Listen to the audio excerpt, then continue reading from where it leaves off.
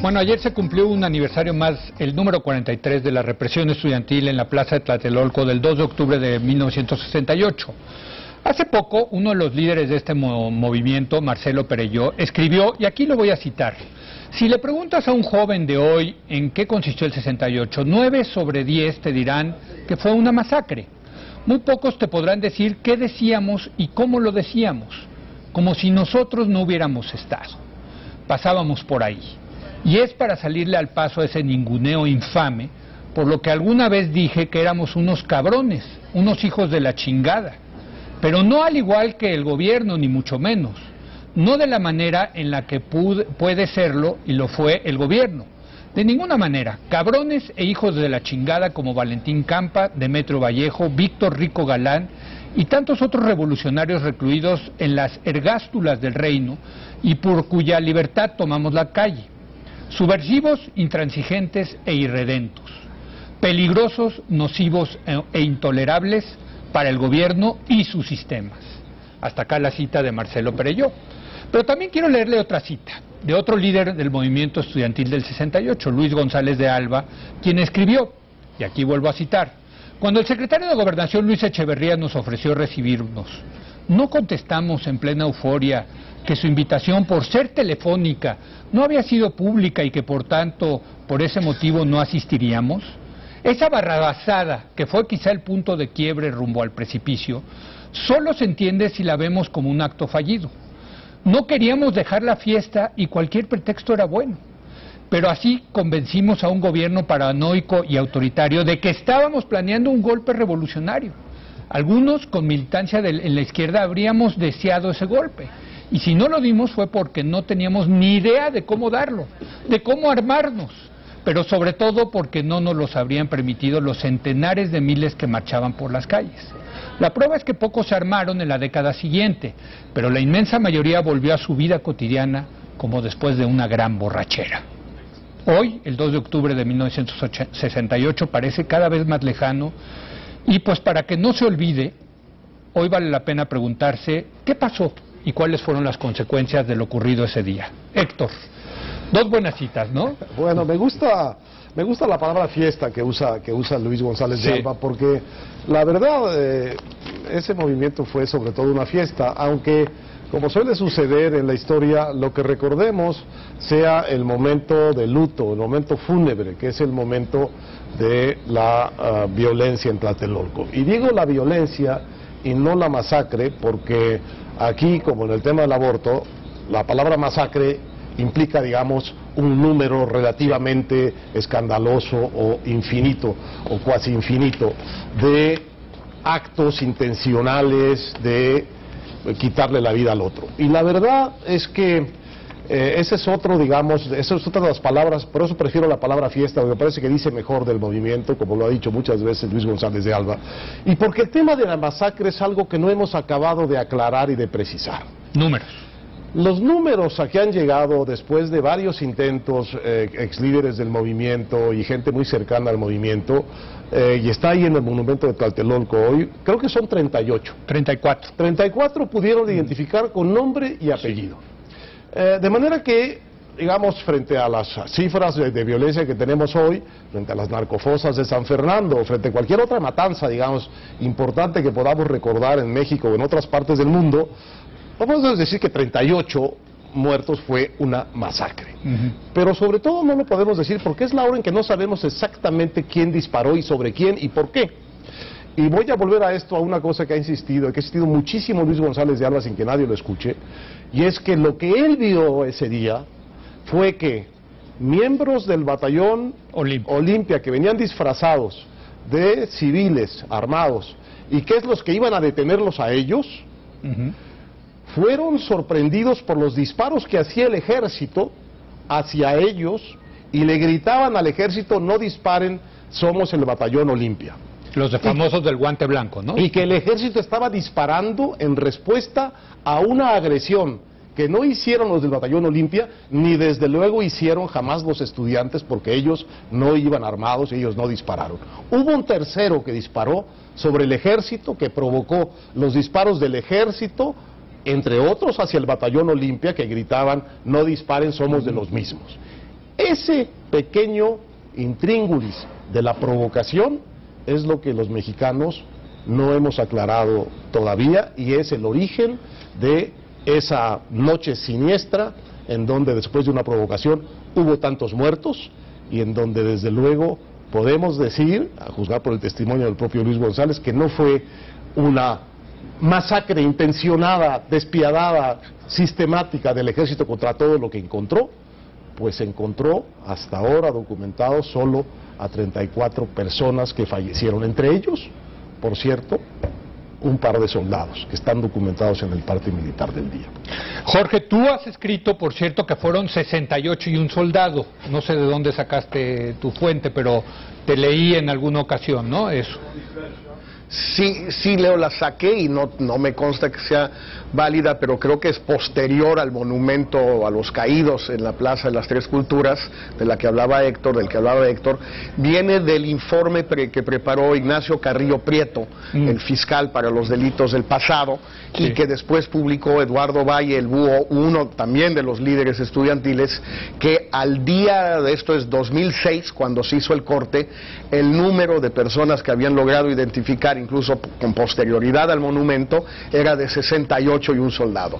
Y eso quizás sea un poquito más válido que la cifra anterior, no solo por el paso del tiempo, sino que ya era una institución con más recursos, con más aparato, con más presencia en la sociedad que las sucesivas convenciones estudiantiles de la verdad, etcétera, para buscar a los familiares de los muertos.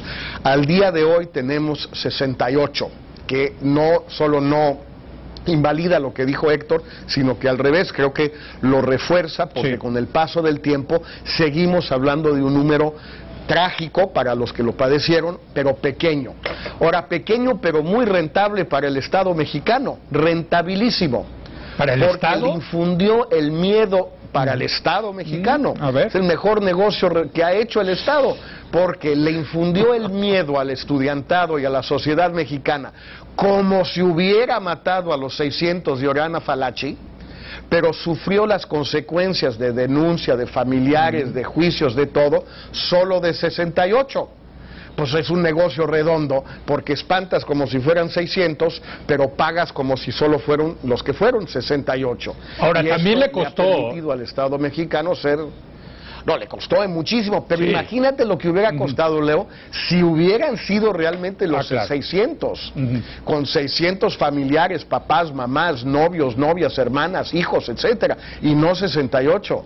Como dijo Díaz Ordaz aquella vez, su conferencia de prensa en Tlatelolco, cuando lo nombraron embajador en España, esos son huecos que quedan en la sociedad. ¿A dónde están los huecos? Por desgracia, me choca decirlo, pero Díaz Ordaz tenía razón. ¿A dónde están los huecos? Pues los huecos que hay 43 años después son 68. Raúl. Leo, fíjate que yo no vivía en México, he leído sobre el tema y lo veo desde mi particular visión de economista. El México de aquel entonces, que presidía Díaz Ordaz, lo revisé recientemente, era un México que crecía a una tasa del 6.7%. No estábamos en las nubes. El crecimiento per cápita desde los años 50 había promediado casi entre el 3.7 y el 4%. Era el milagro mexicano. Sí, sí.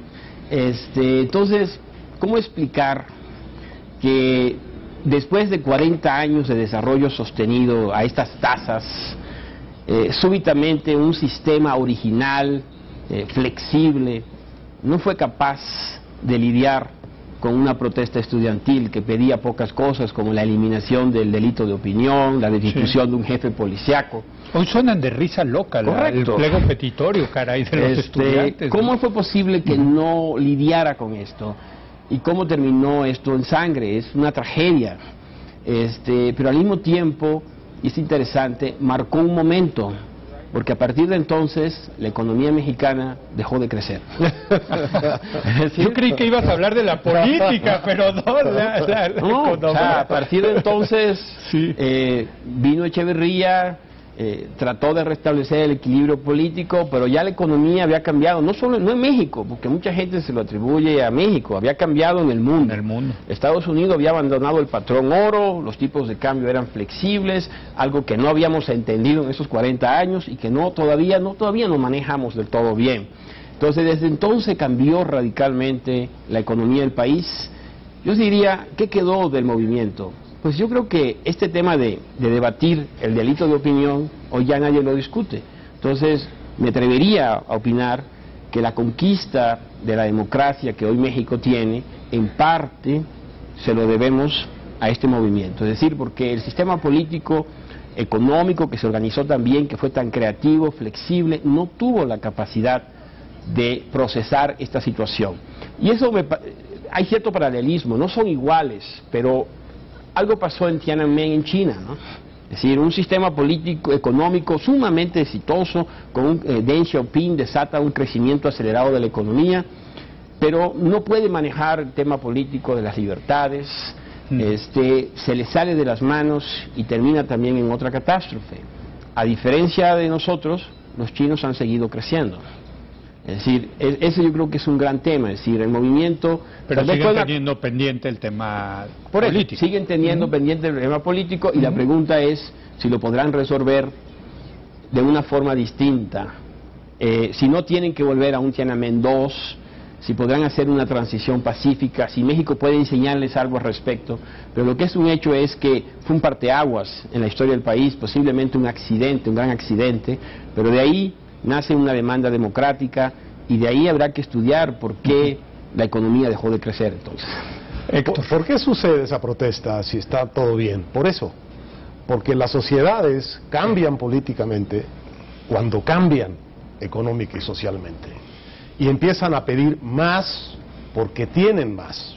No son las sociedades que están estancadas las que tienen grandes demandas políticas, lo ves en Tiananmen y en muchos, son las sociedades que están en movimiento las que generan actores nuevos, que son inentendibles para los hábitos del sistema político que está en el poder en ese momento. Y eso es exactamente lo que sucedió. Es una protesta de clase media. Es una protesta de clase media, son los hijos de los que están en el poder, son sus sobrinos. Sí. ¿Jorge?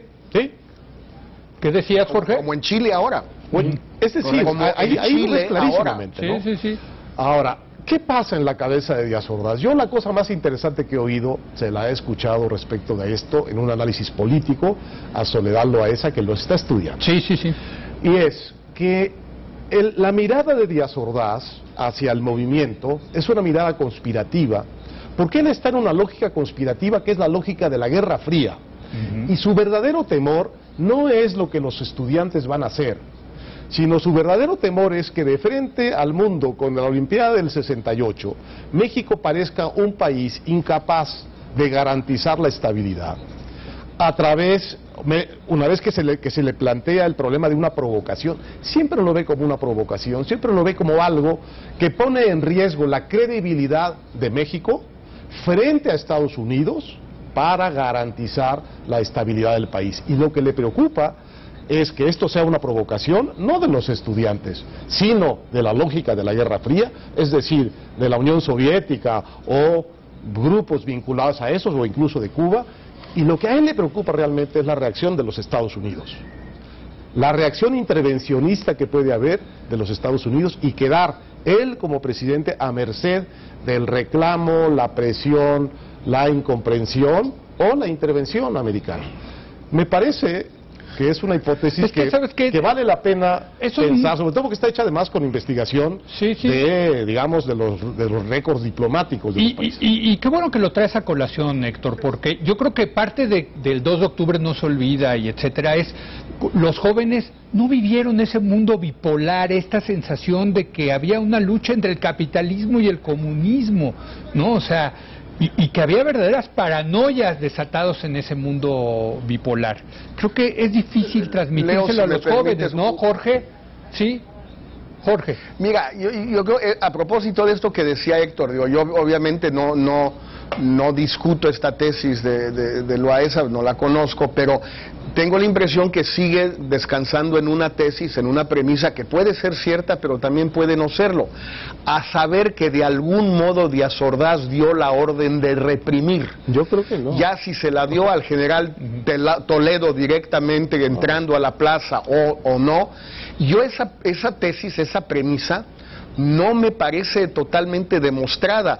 Recuerdo cuando escribí La herencia, le pedí a Federico Reyes Heroles que muy amablemente me leyó los apuntes del diario de su padre, que era director de Pemex en esa época, pero que fue uno de los negociadores junto con Jorge de la Vega Domínguez con los líderes estudiantiles y que estaba muy metido en esta dinámica. También estaba este Caso.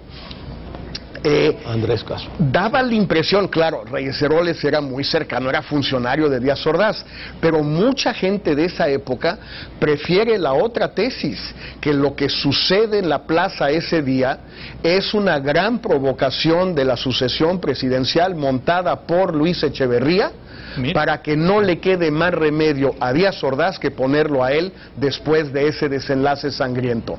Y que Díaz Ordaz no solo no dio esa orden, sino que más bien fue una especie de víctima de los acontecimientos promovidos, alentados e inventados por esa mente conspirativa bastante diabólica de Luis Echeverría, quizás ayudado por o bien Gutiérrez Oropesa, jefe del Estado Mayor Presidencial en ese momento, o quizás el agente de la Federal de Seguridad, donde había otro Gutiérrez. Gutiérrez Barrios.